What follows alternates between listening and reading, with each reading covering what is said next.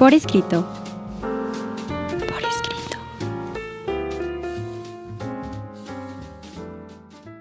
Eleva tus sentidos. Estamos en un programa más de Por Escrito. El día de hoy nos acompaña. ¿Qué tal? Sean muy bienvenidos. Mi nombre es Cecilia Durán Mena y seguimos en nuestro afán de atrapar lectores y escritores para nunca dejarlos ir. Un servidor, Juan Carlos Padilla, los saluda y además los invita a que nos sigan en todas nuestras redes sociales. Estamos en Revista Por Escrito en Instagram, Facebook Por Escrito MX, en X, @Por Escrito _.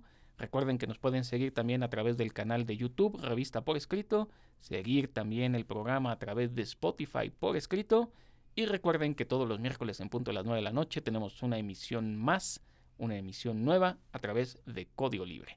Síganos, por favor. ¿Qué personaje, o más bien, qué te gustaría hacer si fueras un personaje de la literatura? Ay, mi querido Juan Carlos, me gustaría hacer tantísimas cosas. De eso vamos a platicar. Vamos a nuestros pretextos literarios. Pretextos literarios. ¿Qué te gustaría hacer, mi querida Ceci? A mí me gusta contar, tú sabes. Y lo que pasa es que, ya lo sabe también la gente que me conoce, de repente yo pensé que contar era 1, 2, 3, 4, 5 y también puede ser había una vez. Y creo que puedo hacer las dos cosas, ¿eh? Sí, yo me imagino a Cecilia sentada en una triste butaca contando moneditas de oro. ¿Como Scrooge? Como Scrooge, o podría ser también contando y haciendo cuentas en una oficina así como la del Proceso de Kafka, o no sé, es interesante.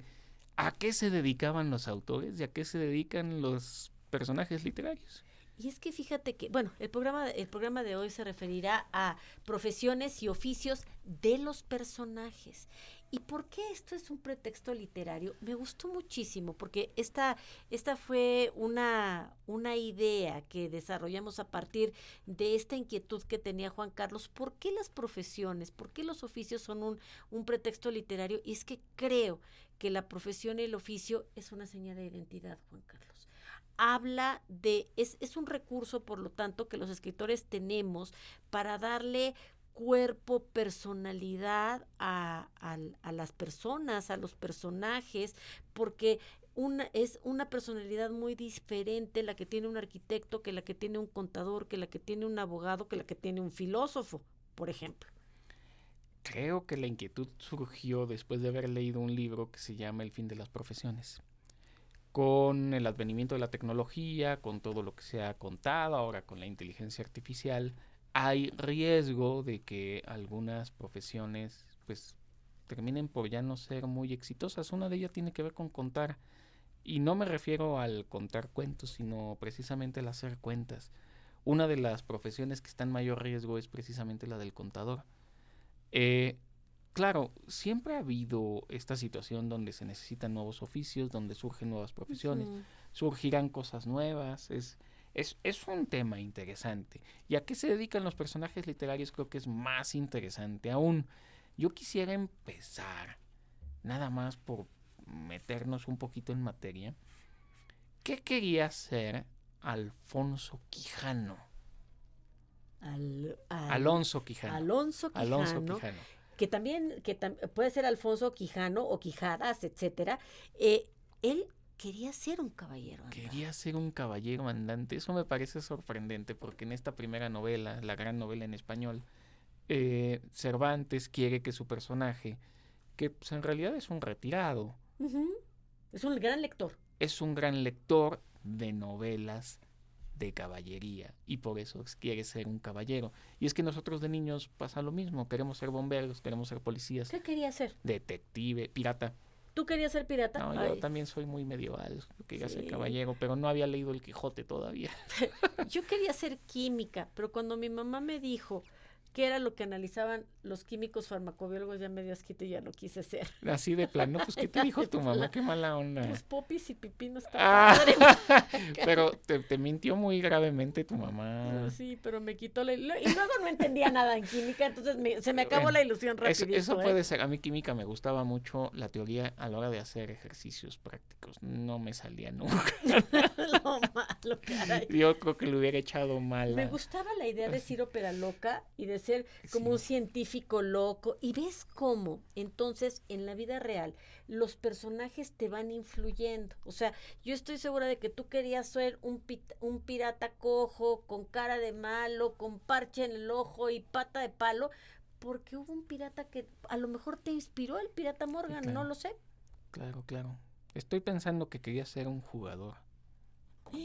Ay, no, por el amor de Dios. Ya le di la pista. No, bueno, y no solo aquí, también viene en el guión. Recuerdo haber agarrado el libro del jugador de Dostoyevsky pensando que iba a ser un libro de fútbol y Mira. resultó ser una cosa completamente distinta. Pero lo voy a decir, Ceci, porque está en el guión y además es bellísimo. Lo dice De nada. el filósofo Friedrich Nietzsche. Asegura que Dostoyevsky era, cito, el único psicólogo del cual se puede aprender algo. El autor ruso no era psicólogo, por supuesto, pero conocía mejor que nadie el alma de las personas. Dostoyevsky, está muy bonito como pone aquí, era alférez ingeniero de campo del ejército. Eso era. Eso era. Eso era. Y mira, tú sabes que yo no soy amiga de Dostoyevsky. Sin embargo, debo de reconocer que el amor que él le imprimía, o la crueldad también, al diseño de sus personajes estaba totalmente relacionado con su oficio, con su profesión. Hay un personaje que se llama Marmeladov, ajá. Él era un caballerango. Y entonces el caballo no le obedece y es una cosa terrible que termina matando a fuetazos al animal porque el animal no lo obedece. Entonces sí creo que el oficio, número uno, da identidad, pero es un gran recurso para un escritor para imprimirle personalidad al personaje. Pienso, por ejemplo, en Flaubert, que Flaubert era increíble en el detalle y hace de Charles Bovary un médico, pero un médico titubeante, un médico débil, un médico que no puede, pero un médico también extremadamente enamorado de una esposa a la que le va a tener que perdonar mucho. Y tenemos el caso de, a ver, así como hay personajes médicos, tenemos a los escritores que eran médicos. Que si no mal recuerdo, médico, y creo que rural, Pío Baroja y Luis Ferdinand Céline serían estos. Yo ahorita que mencionabas la fuerza, esta imagen que nos brindaste de cómo el caballerango tiene que matar al caballo, recordé a Javert, el policía flemático de Los Miserables, cuya misión es eliminar a Jean Valjean y es su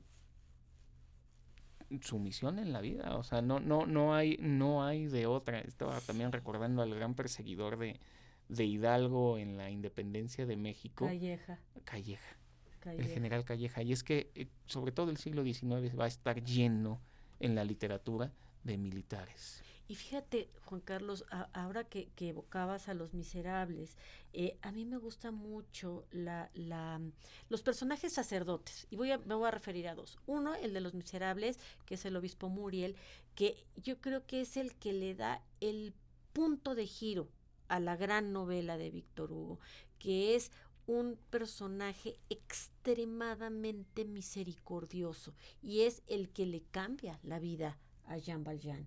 Pero hay otro también que es una combinación muy curiosa. Es un cura que también es detective, y me refiero al padre Brown de Chesterton.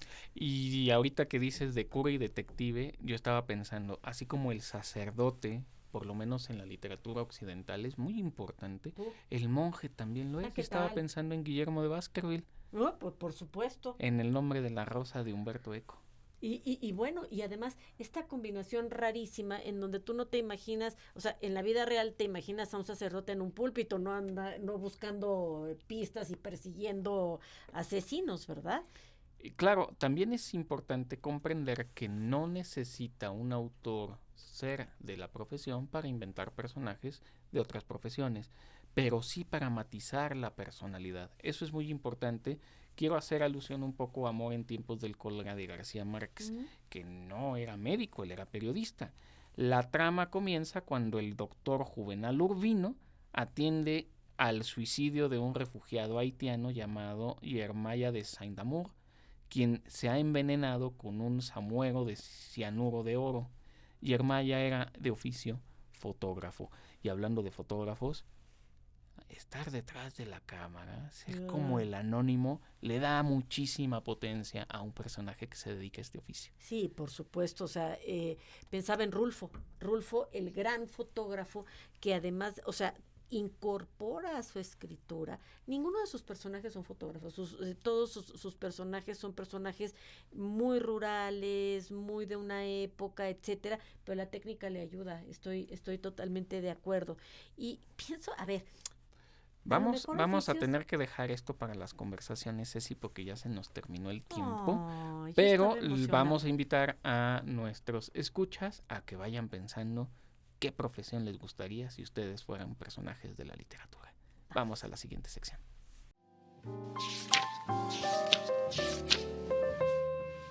Lo desconocido.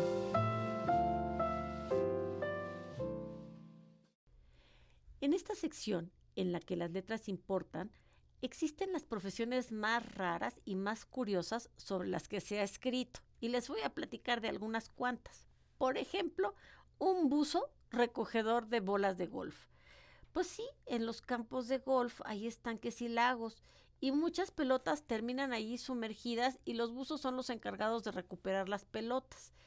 En algunos campos de golf, por ejemplo, en Andalucía, hay personas que se dedican a esto y que luego venden las pelotas recuperadas a un precio algo más asequible que en las tiendas de deporte. Y así sacan su dinerito. Bueno, hay personajes que se han dedicado a hacer este tipo de buzos recogedores de pelotas de golf. ¿O qué tal aquellos que hacen la fila de forma profesional? Hay personas que se dedican a hacer recados, mandados, para otras que se pasan todo el día trabajando o que tienen algún tipo de discapacidad. Esta modalidad de hacer fila es que es como el mandadero. Piensen, por ejemplo, en todos aquellos recaderos que han pasado por la literatura universal o fotógrafos. Hay lugares en donde los fotógrafos nos han ayudado, por ejemplo, a Google Maps o a Street View Tracker, ¿no? En donde no se pueden acceder y gracias a que tenemos un fotógrafo, tenemos esta recopilación de sitios históricos, de parajes de la naturaleza. ¿Cuántos fotógrafos han pasado por la literatura universal? O las hadas madrinas.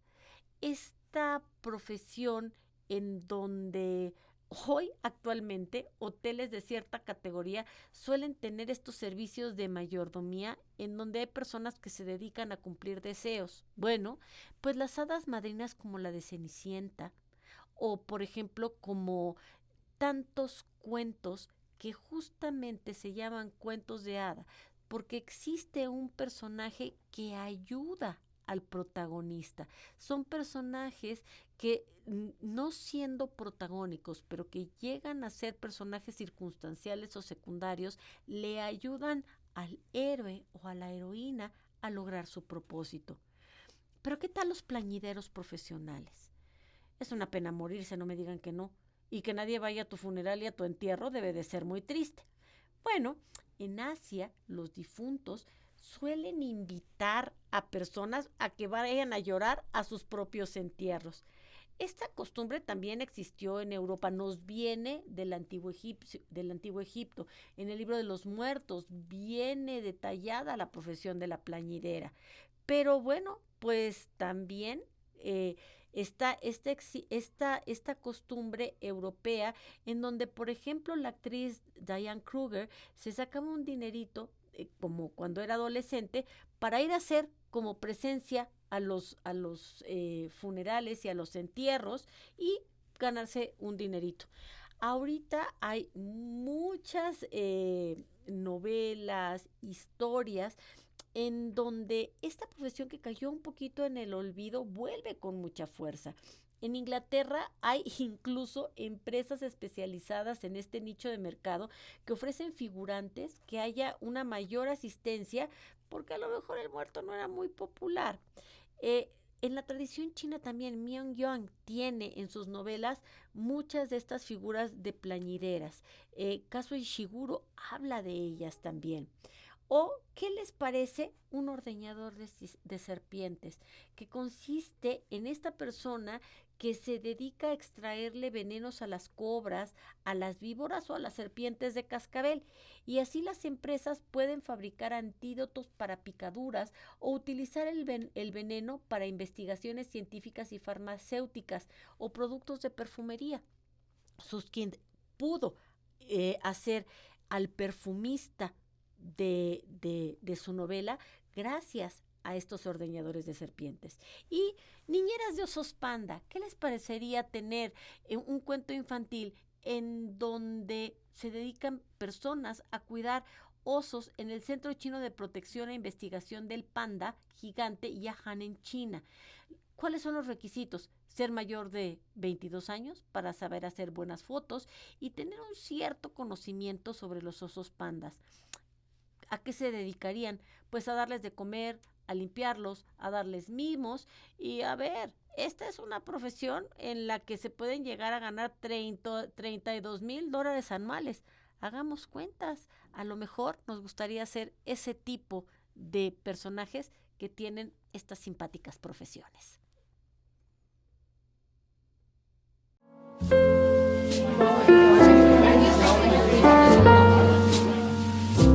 Conversaciones. Hemos llegado a las conversaciones, mi querida Ceci, y tú querías hablar, para abrir el apetito, de una profesión. Y es que, fíjate qué curioso, hay muchísimos pasteleros que últimamente se han ido metiendo, el pastelero era una profesión típica en Versalles, típica en el tiempo de los Luises. Y últimamente Javier Cercas, en su penúltima novela, mete también la profesión del pastelero y también Almudena Grandes como una posibilidad de persona que encubre ciertas cosas. Habrá que leer a Cercas y a Almudena Grandes. Otro oficio que puede guardar secretos, y ahorita me hiciste recordar, no sé por qué relación pueda tener el pastelero con el barbero. También, Pero estaba pensando en Sweeney Todd. A ver. Y las cosas que no debe saber un barbero. Estaba pensando en el barbero de Sevilla, en Sweeney Todd, pero el barbero también es un personaje que aparece. Quizá no son personajes principales, pero luego son secundarios. Y tener ese oficio les da ciertas ventajas. Y bueno, ¿cómo no hablar del profesor como oficio, como profesión, a veces de generosidad, a veces también pues de punto de encuentro, a veces también de terror, ¿no? Hay profesores que no son muy lindos. Pensaba, por ejemplo, en el libro de Martes con mi viejo profesor, de Mitch Albom, que tiene como personaje central a Maurice Schwartz, un docente y sociólogo, y la historia que muestra la importancia de la relación que hay entre los profesores y sus estudiantes. Hablando de profesores y estudiantes, no recuerdo el nombre y no es el personaje principal de Corazón de Edmundo de Amicis, pero, también, claro. Pero en realidad ahí el profesor juega un papel bastante importante. Aquí podemos citar algunos otros, el libro Camino de Ida de Ricardo Piglia, donde nuevamente será un profesor que el que hará protagonismo en la historia, ¿no? También Changing Places de David Lodge, que es una novela en donde hay un profesor de origen oriental que viene a la civilización occidental y un profesor occidental que se va al oriente, Peter Swallow, y cómo cambiar estos lugares los va a llevar a tener una perspectiva y todas las aventuras y bueno, todas las vicisitudes que tienen que sufrir por estar cambiando de lugar, ¿no? 5 panes de cebada de Lucía Vaqueiro. Nuevamente, acá es más bien una profesora joven que tiene que ir a zona rural a ejercer la profesión. Hablábamos de médicos rurales, bueno, profesores rurales también. Hay un libro que a mí me encanta de Kensaburo Oe, una cuestión personal que narra con crueldad verdadera, brutal, las rutinas de Bert, un profesor de inglés que tiene una existencia abrumadora en el Japón contemporáneo. Hay que leerla. Hay otras profesiones, mi querida Ceci. ¿Qué te parece la de biólogo? Ay, ¿quién?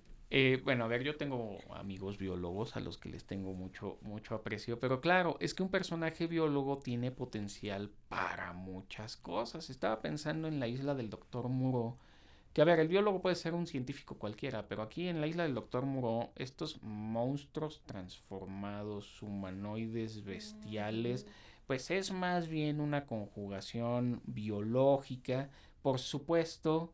En 20.000 leguas de viaje submarino de Julio Verne, el personaje, si no me equivoco, lo que pasa es que olvidé el nombre del doctor del personaje, pero es biólogo y bueno, también tiene bastante sentido en las exploraciones marítimas. Sí, claro. Bueno, ¿qué te parece el abogado? El abogado sale en una gran cantidad de novelas como personaje protagónico, como circunstancial, como personaje secundario, etcétera. Pues, ¿qué te parece? John Grisham ha hecho toda una saga. ¿Él era abogado? Él es abogado. Ah, bueno, yo tengo 2 novelas leídas de John Grisham a las que les tengo mucho repelús. Sí. Y la culpa la tiene mi profesor de Derecho, porque nos dejó leer el testamento. El testamento, y luego lo que me dio mucho coraje es que yo lo leí, o sea, yo sí cumplí, me fui a la librería, compré el libro. No estuvo malo, pero nunca preguntó nada del libro. Y yo sí me lo aventé completo, estaba furioso. El otro gran libro de John Grisham, abogado, es El Informe Pelícano. Ah, claro, El ese es Informe buenísimo. Pelícano, que también sacaron película con Denzel Julia Washington, Roberts. finales de los 80, principios Sí, de los sí, 90, sí. una buena película donde salen los Santos de Nueva Orleans. A mí que me gusta el fútbol americano, es una parte Es en la una que gran tiene película. que estar huyendo todo el tiempo y tiene que hacer lo posible para que no lo ataquen, ¿no? También hay otros abogados interesantes, por ejemplo. Bueno, por ejemplo, en Matar al Ruiseñor de Harper Lee, que es una forma en la que, bueno, este es un clásico de las novelas del siglo XX, y en donde vamos a estar viendo cómo nos van a trasladar hasta Maycomb, una pequeña comunidad ficticia, pero con muchas similitudes a lugares en donde vivió efectivamente Harper Lee, en donde vamos a ver un pueblito de Alabama que está sacudido por la Gran Depresión y, bueno, vean por qué Harper Lee ganó el premio Pulitzer. Mi adorado Joseph K. de Franz Kafka en El Proceso. Yo adoro este personaje y amo esta obra que está inconclusa, aunque sí, vaya, sí termina. Termina porque tenía que terminar. El pobre Joseph K. ha sido procesado por algo, pero él no sabe por qué ha sido procesado. Y toda la novela no se va a enterar, perdón el spoiler, pero nunca se va a enterar. Y ese es el quid de la novela. Hasta que terminan matando de la manera más burda, como a un pobre perro, al pobre de Joseph K., que curiosamente lleva ese nombre cuando su autor es Franz Kafka. Sí, carambas. Además lo que pasa es que Kafka maneja todo este enigma y esta desesperación y esta de la burocracia que se ha hecho tan pesada como en aquel momento. Y que además sigue siendo muy contemporáneo. Sí, claro. Por eso yo creo que todas estas novelas y además ahora muy inspiradas también en series de abogados son tan interesantes. No importa si las escribió Michael Connelly, no importa si las escribió Raymond Chandler, no importa, en fin, creo que este es un gran oficio, una gran profesión. Pero a ver, ¿y los músicos, mi querido? No, bueno, los músicos de locos no van a a bajar, ¿no? Que además no va a ser lo mismo siendo músico. Y aquí nuevamente, fíjense cómo una de las cosas más importantes que se debe hacer cuando uno es escritor es definir muy bien al personaje. Así es. No va a ser lo mismo un músico que se dedique, por ejemplo, si es el maestro, ¿cómo se llama? El director de la orquesta no va a ser lo mismo, él va a ser el de las envidias. No va a ser lo mismo ser de cuerdas pianista que ser de vientos Ujú. o que ser percusionista. Si yo fuera novelista, el percusionista sería el encargado de asesinar al jefe porque es el trabajo más ingrato. A mí me encantan las percusiones en las sinfonías. Creo que son la cereza del pastel. Las amo. Sí, y bueno, ¿cuántas? Yo quiero hablar, por favor, de Kazuo Ishiguro, que tú sabes que a mí es uno de mis autores favoritos. Los Inconsolables, ¿quién crees que me lo regaló? Me lo regaló Bele, es una compañera nuestra, croata, y esta es una lectura muy grata, porque esta es la historia que gira en torno a Ryder, un famoso pianista que llega a una ciudad pequeña de Europa Central, donde sus habitantes adoran la música. Bueno, Ishiguro tiene punto, tiene esta letra, tiene esta manera de generar un personaje verdaderamente entrañable, en donde la obra nos va a dar cuenta de guerras del pasado, de exilios, de crueldades, de relaciones imposibles, de relaciones entre padres e hijos, maridos y mujeres, ciudades y artistas. El papá de mi abuelita era compositor Qué padre. alemán, precisamente como le ocurre a Dr. Fausto de Thomas Mann, publicada en 1945, que es un ingenioso compositor alemán. Aquí en el guión yo admito que no he leído la obra, pero ahorita me intrigó. Sí. El contrabajo de Patrick Süskind, que es el mismo autor de El perfume, es un texto que se basa en un monólogo teatral sobre la música, los instrumentos y la relación con la vida.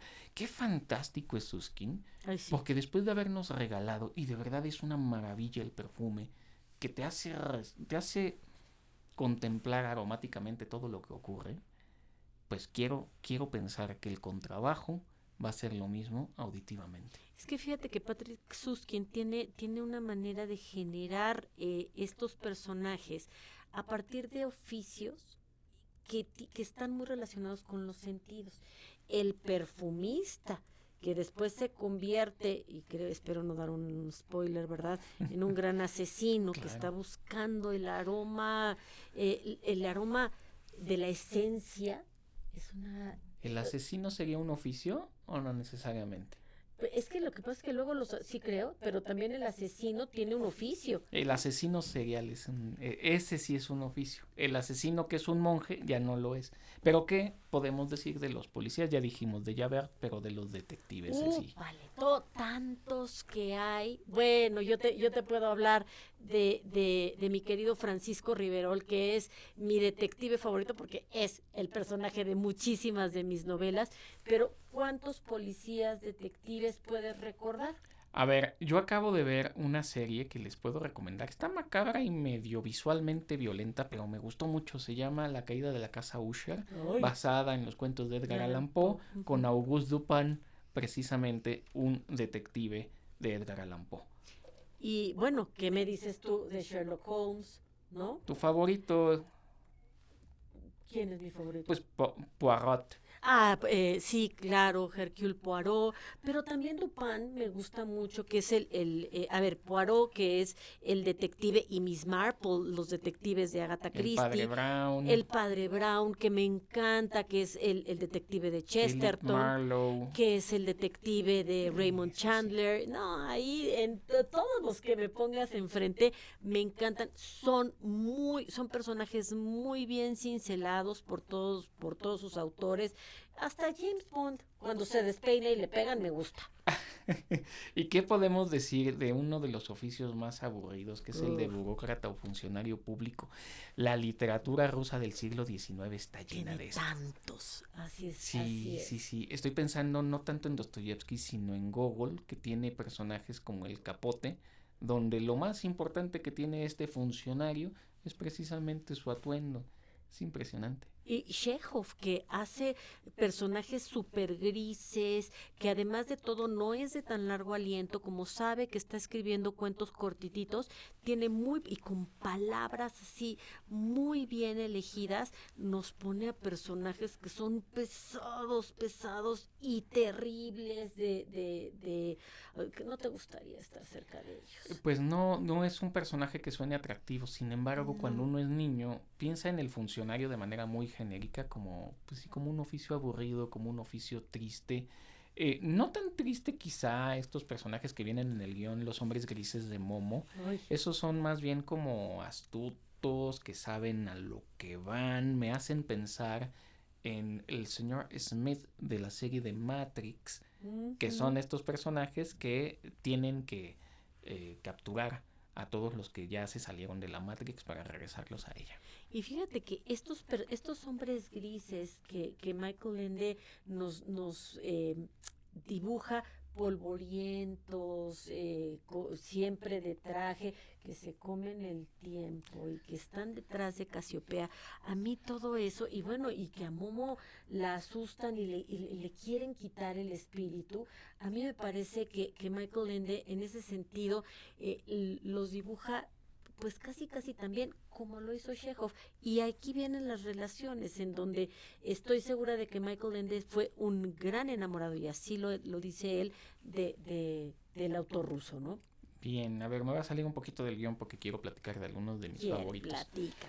Bartleby, el escribiente. Oh. Es fascinante esta pequeña obra de Menville porque es un traductor, o más bien un copista. Sí. O sea, realmente lo que hace es capturar un escribano, y se niega a hacer más de lo que le piden.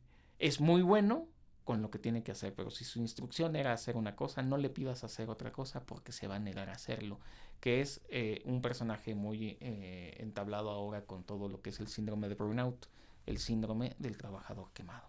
Yo quiero hablar de una profesión que además actualmente ejercerla es de gran peligro, y de un libro, yo creo que es uno de los mejores libros que yo he leído en toda mi vida, que se llama Sostiene Pereira, que del italiano Antonio Tabucchi, está escrito en portugués, que cuenta la vida de un periodista, sus retos éticos, profesionales, que debe de enfrentar su labor cotidiana. Pero a mí lo que me encanta de esta novela es el narrador. Es un narrador totalmente sorprendente, porque Sostiene Pereira es como la narración del punto de vista de Pereira desde otro lugar. Es una maravilla. Tabucchi fue uno de los mejores escritores italianos que escribe en portugués. Me sorprendió no ver en el guión al piloto aviador. ¿En quién piensas, mi querida Ceci? Claro, evidentemente estoy pensando en Saint-Exupéry. Saint-Exupéry, cuyos personajes todos, en realidad, todos son pilotos. En El Principito, en Vuelo Nocturno, claro, en Tierra de Hombres, y bueno, él sí es uno de estos autores que solo pudo hablar, bueno, no solo, porque tiene Ciudadela, y en Ciudadela lo que hay es un príncipe. Y el príncipe también es otro gran personaje de la literatura. Sí, es un oficio. Es un oficio, sin duda. Y me hiciste pensar ahorita lo lograste, Juan Carlos, me hiciste pensar en El Principito, en el farolero. El farolero, que es bueno, ya es un oficio que no existe, es un oficio romántico, es un oficio que también se conecta con el farolero que había, por ejemplo, en todas estas novelas de los albores del Renacimiento, del Arcipreste de Ita, por ejemplo, del Libro del Buen Amor, o de la Celestina, me explico, en donde estos faroleros pues van encendiendo estos farolitos que eran de lumbre, no eran de luz eléctrica. Imagínate nada más qué chulada, ¿no? Entonces el farolero del Principito prende y apaga rápidamente, porque vive en un planetita muy chiquito. La consigna, es la gran frase del farolero. Y me quedé pensando no tanto en el soldado como tal, sino el centinela, que es el que vela el sueño de los demás. Claro. Es el soldado que cuida durante la noche. Pensar en los eruditos, así como el científico loco, el erudito, estoy pensando en Fausto, Claro. Sin más ni más. Hay un autor al que estoy leyendo y pretendo leer toda su obra, La Comedia Humana. Apenas he leído uno de 17 volúmenes, pero en, digamos, las novelas que hablan de la vida privada en el romanticismo francés, Honoré de Balzac está llena de artistas, pintores, la mayoría, llena de militares También. tras la Revolución Francesa. Incluso hay por ahí, acabo de leer, no recuerdo el nombre del personaje, pero una chica que se dedica a ser cirquera. Es que además, a ver, el circo, que el payaso también, y ahí imagínate, el payaso que se supone que está hecho para hacer reír, pero que a veces te causa lástima, te causa tristeza, y si me apuras tantito, vámonos por ahí con Stephen King, y lo que te va a causar es pánico. Ya dijimos cuál era el oficio de Alonso Quijano. ¿Cuál era el de Sancho Panza? Era labrador. Era labrador, y no nos podemos olvidar también de ellos. La literatura rusa del siglo XIX también está llena de mujiks. ¿Qué es el mujik? El campesino. Hay verdaderamente Tolstoy, en Ana Karenina, tiene un capítulo enorme dedicado a los mujiks y a todo lo que los admiraba y al esfuerzo de sacar la saga y estar cortando todo el trigo y todo lo que esa fuerza implica. Es increíble lo que hace Tolstoy con ese capítulo. Estaba pensando en Taras Bulba, pero bueno, se nos acaba el tiempo. Referirnos quizá rápidamente, los médicos en la literatura, los periodistas, ¿qué más? Sí, claro. Pues, híjole, es que casi cualquier oficio, los maestros, estas relaciones, por ejemplo, en todas estas novelas de transformación, el sueño de un adolescente, pensaba, por ejemplo, también todas las novelas de estudiantes, todas las novelas de transformación, los marineros. El estudiante, el marinero, claro. ¿No? O sea, pensaba en El viejo y el mar de Hemingway, ¿no? En fin, pues hay que despedir el programa, mi querida Ceci. Seguimos atrapando lectores para nunca dejarlos ir. Los convocamos a ser escritores. ¿Quieren publicar? Mándenos a contacto@porescrito todo aquello que les gustaría y que merezca ser publicado. Un servidor, Juan Carlos Padilla, se despide, no sin antes agradecer a Isis González y a Eduardo Quevedo por hacer esto posible. Que su vida literaria sea gozosa. Ultimátum.